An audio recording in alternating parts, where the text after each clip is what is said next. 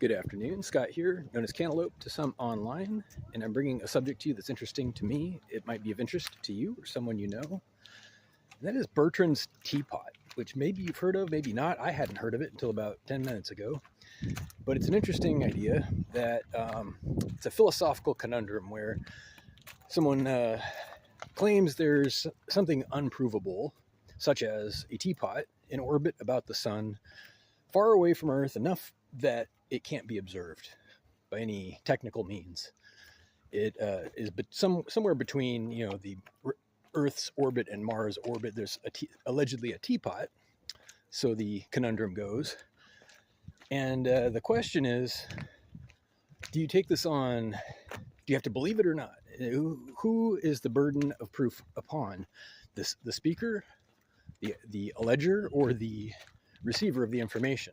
That's the conundrum as I understand it. So I want to weigh in on this. This is a funny little philosophical conundrum. Turns out there's different types of evidence.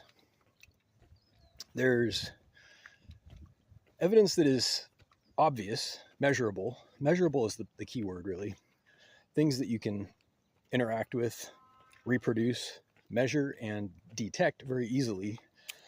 There's common consensus that it's real, it exists, and it doesn't change over time. It's predictable, right? Predictable, measurable, all that stuff. So that's one kind of evidence.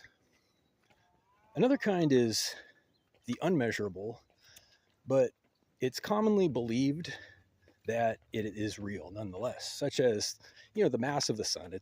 We can approximate it. We don't know exactly, perhaps. I don't speak for myself. I have no idea what the mass of the sun is exactly. Within any kind of human measurements, it's very large. That's all I know. So, but the sun is probably real. I can see it. I can feel it.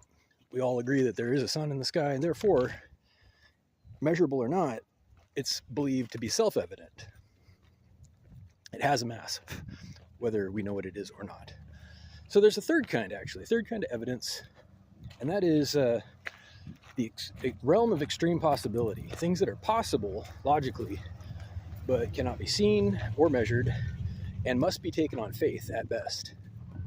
So Bertrand's teapot is in that universe. It's one of those things where allegedly this claim is to be believed because the person believes it who is speaking it. I don't know if that's part of the condition of the proposal, but the idea is that the burden is on the receiver of the information. If you can't prove it, the statement is that you must believe it because you cannot prove it or disprove it. Either way. So I want to comment on this. The burden is not on anyone in particular. The burden is actually on the ability of a people to measure something. And just because it's not practical or convenient to measure it doesn't mean it's unmeasurable, first of all. Just because we don't have telescopes that can see this thing doesn't mean that it's unmeasurable to, say, an alien race or something, possibly.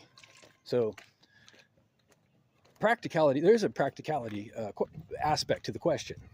Second of all, you can use known data. You can use what's called supporting data, supporting information, background, common sense, reason.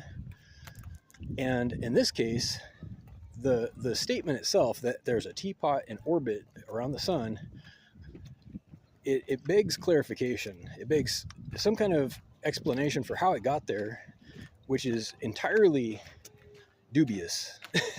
Which is, the designer of the conundrum chose it for a reason, because it's dubious, and he's trying to show that the burden for some dubious claim should not be on the receiver. I think that that's the point of it, but I believe that within reason, you have to make a decision.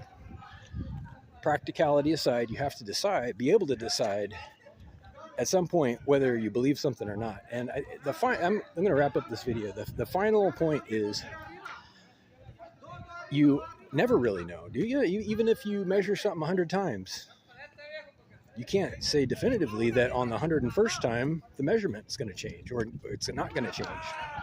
So it's kind of a deceptive expectation that things can be consistent, that things will always be consistent, that anything will be. So here's the thing. Last comment on the subject. Faith is just another word for optimism, if you look at it. Faith is an expectation that something is successful or real, that it's going to happen. It's what steps in when measurement is not available.